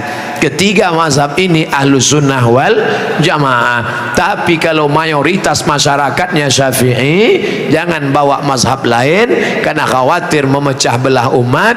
Menjaga persatuan lebih diutamakan daripada mengamalkan mazhab. Begitu yang diamalkan oleh para ulama.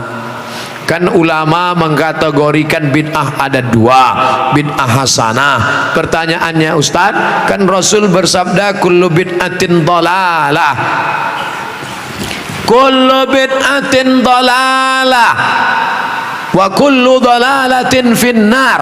Hadis ini kata Imam Nawawi hadisnya umum, hadis umum. Tolong belikan saya ayam, tolong belikan saya ayam. Ayamnya umum, ayam penyet, ayam patah, ayam pop, ayam sungsang, ayam fried chicken, ayam panggang, ayam bakar, ayam kampung, ayam hutan. Ayam apa? Setelah di jalan dia bingung, ini ayam apa? Nelpon sekali lagi, ayam apa? Ayam pop. Maka yang pertama tadi umum, dikhususkan oleh yang kedua. Begitu juga kata Imam Nawawi yang mensyarah hadis Sahih Muslim, kullu bid'atin dhalalah, semua yang bid'ah itu sesat, umum. Tapi kemudian dikhususkan oleh hadis, man sanna fil islami sunnatan hasanatan, siapa yang membuat tradisi yang baik, falahu ajruha, dia dapat pahalanya, wa ajru man amila biha, dan orang lain yang melakukannya, selama tidak bertentangan dengan Quran dan Sunnah. Nah, sekarang ada orang mendefinisikan bid'ah hanya dengan 5 jari. Kalau tidak dilakukan Nabi, bid'ah. Kalau sudah bid'ah, masuk neraka. Kalau begitu pembahasannya, nanti kamu bisa memasukkan sahabat Nabi dalam neraka. Contohnya, ada sahabat Nabi yang sholat dari Isya sampai subuh ayatnya kul huwallah, wal maghdubi alaihim waladdallin, amin. Kul huwallahu ahad, Allahu samad. Rakaat kedua kul huwallahu ahad, Allahu samad. Rakaat berikutnya kul huwallahu ahad, Allahu samad. Rakaat berikutnya kul huwallah. Itu pernah enggak dibuat Nabi? Enggak pernah. Kalau dipakai definisi, kalau enggak dibuat Nabi bid'ah, berarti sholat pakai kul huwallah dari Isya sampai subuh bid'ah, masuk neraka. Nama sahabat Nabi yang sholat begitu siapa? Qatadah bin Nu'man dalam kitab hadis Musnad Ahmad bin Hambal. Tapi perbuatan itu dibenarkan Nabi, sunnah takririyah. Oke, itu Nabi masih hidup. Bagaimana dengan Abu Hurairah? Abu Hurairah sebelum tidur malam menyimpul tali 2000 simpul, 2000 simpul tali dipakai bertasbih sebelum tidur malam. Subhanallah, subhanallah, subhanallah, subhanallah, subhanallah. Ada diajarkan Nabi, hai orang-orang beriman, sebelum kau tidur malam ambil tali jemuran, buat 2000 simpul, sebelum tidur petik 2000. Ada? Tidak ada. Jadi kalau didefinisikan, kalau tidak dibuat Nabi bid'ah, engkau sudah memasukkan sahabat Nabi ke dalam neraka, karena definisi yang singkat, yang pendek, pemiskinan. Oleh sebab itu ulama faham, sudah saya tulis lengkap dengan dalil-dalilnya, 444 halaman terkait masalah bid'ah, bid'ah, bid'ah. Tidak semudah itu saudaraku. Ada namanya Imam Ibnu Taimiyah. Imam Ibnu Taimiyah kalau selesai sholat subuh, dia tidak keluar masjid, dia melihat ke atas, membaca Al-Fatihah sampai terbit matahari. Bismillahirrahmanirrahim, alhamdulillah rabbil alamin, arrahmanirrahim, maliki yaumiddin, iyyaka na'budu wa iyyaka nasta'in, sampai terbit matahari. Itu tidak pernah dilakukan Nabi. Kalau dipakai definisi, kalau tidak dilakukan Nabi bid'ah, berarti Ibnu Taimiyah sudah membuat bid'ah karena membaca Al-Fatihah dari sejak sholat subuh sampai terbit matahari. Maka jangan katakan bid'ah kalau tidak dibuat Nabi bid'ah. Ini tidak betul. Yang betul adalah kalau tidak ada dalilnya bid'ah. Selama ada dalil hadis qauli, hadis fi'li, hadis takriri, perbuatan sahabat, qiyas, ijma', maka perbuatan itu tidak bid'ah. Bagaimana pandangan Ustadz dengan laki-laki yang berambut panjang? Apakah itu termasuk menyerupai perempuan? Saya belajar ke salah seorang syekh. Ketika itu ada yang nanya, "Syekh, apa betul Nabi Muhammad itu rambutnya panjang?" Maka syekh menjawab, Nabi Muhammad itu tinggalnya di gurun pasir. Gurun pasir itu cuacanya panas. Maka kalau rambutnya pendek, nanti cahaya matahari kena ke kepala, maka dia bisa pusing, panas, dehidrasi, kurang cairan. Makanya Bapak Ibu ketika di Makkah disuruh pakai topi, pakai payung supaya jangan kena panas. Nabi kepalanya ditutup dengan 3. Yang pertama, rambutnya. Rambut Nabi itu dari depan panjang sampai ke belakang. Yang kedua, ditutup dengan qalansuah, topi. Setelah itu ditutup dengan imamah sorban. Kalau di atas kepala dililitkan namanya imamah. Kalau diletakkan di tengkuk namanya burdah. Kalau diletakkan di kepala seperti kerudung namanya ghutrah, bukan serben. Jadi Nabi kepalanya ditutupi dengan 3. Pertama, rambutnya panjang sampai ke tengkuk, dari depan ini sampai ke tengkuk segini, tebal. Yang kedua, qalansuah, kain penutup. Setelah itu baru sorban. Maka kita pun, kami pun ketika kuliah dulu di Arab pakai sorban. Pakai untuk apa? Supaya jangan kena panas terik. Musim dingin di bawah derajat 0, 5 derajat, 10 derajat, di bawah 0 dingin. Maka kepala juga ditutup pakai sorban. Sekarang kenapa Ustaz nggak pakai sorban? Saya sekarang kepanasan.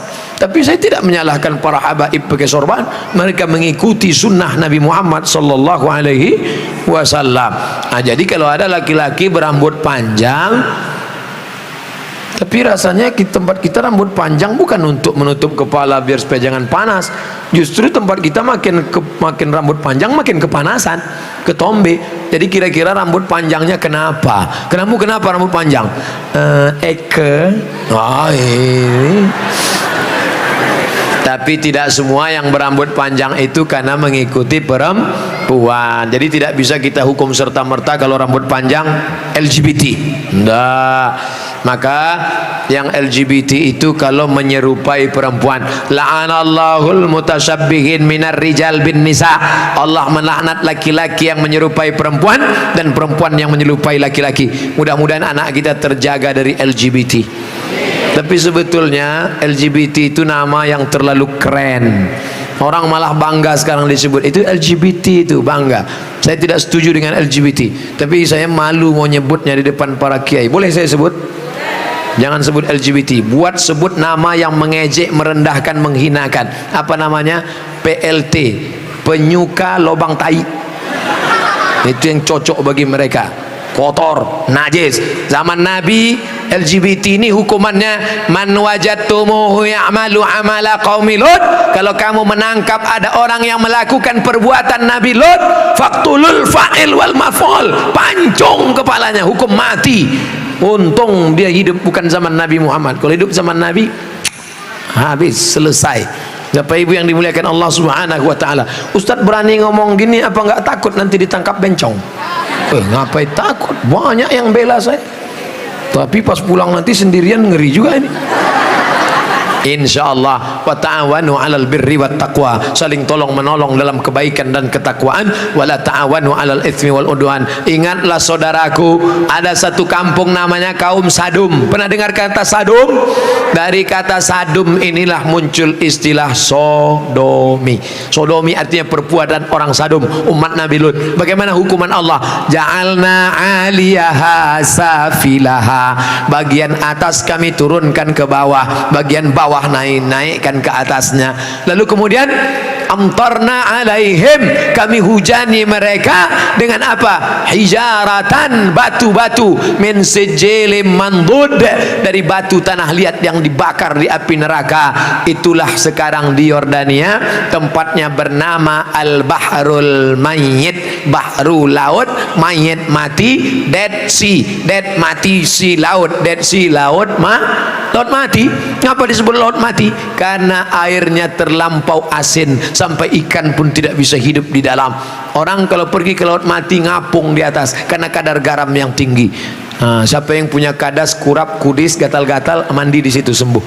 di Yordania. Bapak Ibu yang dimuliakan Allah Subhanahu wa taala, Pompei salah satu kampung yang diisi oleh homo. Lalu kemudian datang lahar dari bukit turun ke bawah rata dengan tanah sampai mereka berubah menjadi patung-patung batu karena ditimpa oleh lahar. Tidak sempat merubah ekspresi wajah orang homo yang mati dalam keadaan melakukan hubungan seksual terlarang, tak sempat merubah dari wajah kesakitan dengan wajah penderitaan. Begitu yang dialami masyarakat Pompei. Oleh sebab itu kita berdakwah mengajak bukan karena benci, tapi karena ingin menyelamatkan supaya kita selamat. La ta'murunna bil ma'ruf, ajak mereka berbuat baik. Wala tanhauna 'anil munkar, larang mereka jangan sampai melakukan perbuatan mungkar. Kalau kamu diam saja, aku tidak khawatir, kata Sayyidina Ali, aku tidak khawatir tentang betul dan batil, batil dan betul, karena dunia ini isinya betul dan batil. Yang aku khawatirkan adalah ketika kebatilan merajalela, orang yang betul diam. Karena orang betul diam, maka orang batil menyangka betul, yang betul menyangka batil, batil betul, betul batil. Orang yang betul diam, ibu yang betul diam, bapak yang betul diam, yang batil berkuar. Akhirnya yang batil merasa betul, orang yang betul diam 1000 bahasa. As-sakitu anil haq syaitan akhras. Orang yang betul tapi diam melihat kebenaran diinjak-injak, dia adalah syaitan akhras, setan bisu. Begitu kata Imam Abu Ali Ad-Daqqaq yang dikutip oleh Imam An-Nawawi dalam kitab Al-Minhaj Syarah Sahih Muslim Ibn Al-Hajjaj. Maka bersuara saudaraku, anak-anak muda, lawan kemungkaran ini. Terus berperang dengan HP-mu. HP-mu adalah senjata, bukan menebarkan kebencian, bukan menebarkan hoax, tapi dalam rangka watawasau bil haq watawasau bis sabr. Allahu akbar. Itulah kaji kita pada malam hari ini. Tausiah sudah 60 menit, menjawab pertanyaan 30 menit. Pas setengah 11, dari jam 9, 10, setengah 11 kita lanjutkan dengan membaca doa ala hazihin niyah al-fatihah. A'udzu billahi minasyaitonir rajim. Bismillahirrahmanirrahim. Alhamdulillahi rabbil alamin, arrahmanir rahim, maliki yaumiddin, iyyaka na'budu wa iyyaka nasta'in, ihdinas siratal mustaqim, siratal ladzina an'amta 'alaihim ghairil maghdubi 'alaihim waladdallin. Amin. Allahumma arhamna bil Quran, curahkan rahmat kepada kami dengan kemuliaan Quran. Waj'alhu lana imaman wa nuran wa hudan wa rahmah. Jadikan Quran sebagai imam kami, sebagai penerang cahaya kami, sebagai rahmat bagi kami ya Allah. Allahumma dzakirna minhu ma nasina, ingatkan kami ayat-ayat yang pernah kami lupa. Wa 'allimna ma yanfa'una, ajarkan ilmu yang bermanfaat bagi kami ya Allah. Warzuqhu tilawatahu, warzuq tilawatahu ana al-laili wa atrafan nahar. Berikan kami kesempatan untuk membaca Al-Quran pagi, petang, siang dan malam. Allahumma ja'al abna'ana wa banatina min huffazil Quran wal hafizat. Jadikan anak-anak kami menjadi para penghafal Quran. Minal mujahidina fi sabilik bi amwalihim wa anfusihim. Mereka berjuang menolong agamamu dengan harta dan nyawa mereka. Allahumma dafa'an al-ghala wal waba wal fasha wal riba wal liwat wal zina wal munkar. Selamatkan negeri kami dari malapetaka bencana, dari musibah, dari LGBT, dari perbuatan zina, dari riba, keji dan munkar. Allahumma a'inna, tolong kami, ala zikrika, supaya hati kami selalu berzikir mengingatmu, wa syukrika, selalu bersyukur padamu, wa husni ibadatik, selalu beribadah dengan ibadah terbaik. La tada'lana dzamban illa ghafarta, keluar dari majlis ini dalam keadaan bersih dari dosa. Wala dainan illa qadaita, tolong kami melunasi hutang piutang riba. Wala maridhan illa syafaita, ada yang sakit di antara kami, angkat penyakitnya, sehatkan ya Allah. Wala mayitan illa rahimta, yang sudah meninggal dunia lapangkan kuburnya. Wala aziban illa zawajta, yang lajang, yang gadis ingin menikah mudahkan jodohnya. Wala raghiban illa anjabta, yang ingin punya anak berikan anak yang saleh saleh dan salihah. Allahumma ja'al ma'had Al-Quraniyah ma'hadan aziman, jadikan pesantren tahfiz Quran Al-Quraniyah menjadi pesantren yang besar ya Allah. Ka'batan lil ulum wa thaqafah, menjadi tujuan mencari ilmu pengetahuan min masyariqil ardi ila magharibiha, dari segala penjuru anak-anak umat Islam mencari ilmu kemari ya Allah. Allahumma barik lana fi amwalina, berikan berkah pada harta kami, wa barik lana fi auladina, berikan berkah pada anak-anak kami, wa barik lana fi azwajina, berikan berkah pada pasangan hidup kami, wa barik lana fi kulli ma a'taitana, berikan berkah pada semua yang kau titipkan pada kami ya Allah. Rabbana ighfir lana dzunubana, ampunkan dosa kami, wali abaina, ayah kami, wali ummahatina, ibunda kami, wali asatizatina, ustad-ustad, guru-guru, kiai-kiai kami, wali man hadarana, semua yang hadir di majlis ini, wali man ghaba anna, yang tidak datang karena uzur syar'i, wali man sabaqana, saudara yang sudah mendahului kami. Rabbana atina fid dunya hasanah wa fil akhirati hasanah wa qina adzabannar. Allahumma ja'al akhir kalamina 'inda tihai ajalina, ketika ajal kami tiba jadikanlah yang terakhir keluar dari mulut kami la ilaha illallah Muhammadur Rasulullah sallallahu alaihi wasallam wa sallallahu ala sayyidina wa maulana wa syafi'ina wa zukhrina Muhammad wa ala alihi wa sahbihi wasallam walhamdulillahi rabbil alamin. Taqabbalallahu minkum minna wa minkum taqabbal ya karim. Terima kasih segala perhatian, mohon maaf segala kekhilafan. Pulang dengan tenang, jangan berdesak-desakan. Tunjukkan Islam agama yang damai dan bersih. Tadi datang kemari dalam keadaan bersih, tinggalkan lokasi ini dalam keadaan suci dan bersih. Ambil botol-botol, tisu-tisu, koran-koran, sampah-sampah, buang pada tempatnya. Terima kasih segala perhatian, mohon maaf segala kesilapan. Wassalamualaikum warahmatullahi wabarakatuh.